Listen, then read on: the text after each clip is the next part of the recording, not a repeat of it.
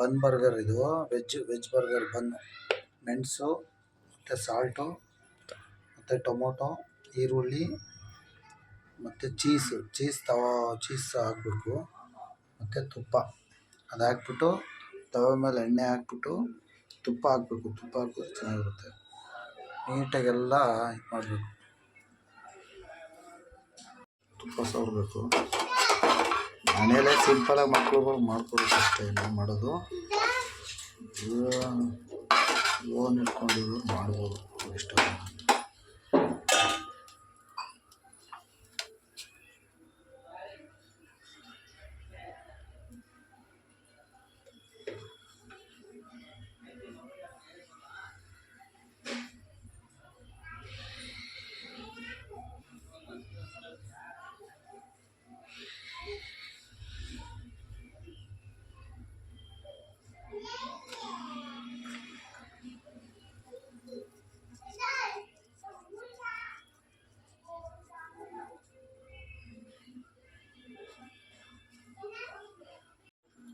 Hold ಮಾಡಿ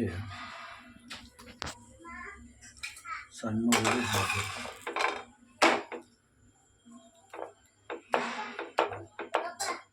ಎಲ್ಲ village ಸ್ಟೈಲಲ್ಲಿ ಮಾಡ್ತಾರದು. ಇದು ಹಳ್ಳಿ ಸ್ಟೈಲಲ್ಲಿ, ಬೆಂಗಳೂರು ಸ್ಟೈಲಲ್ಲಿ ಮಾಡೋಕ್ಕಾಗಲ್ಲ.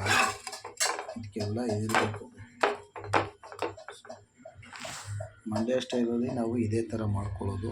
ನೋಡ್ಕೊಳ್ಳಿ, ಮಾಡ್ಕೊಳ್ಳಿ, ಆರಾಮಾಗಿ ತಿನ್ಕೊಳ್ಳಿ.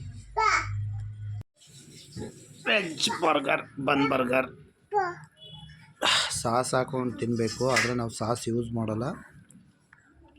ನಾವು ಮನೆಯಲ್ಲೇ ತಿನ್ನೋದು, ಹೊರಗಡೆ ಐಟಮ್ ತಿನ್ನಲ್ಲ.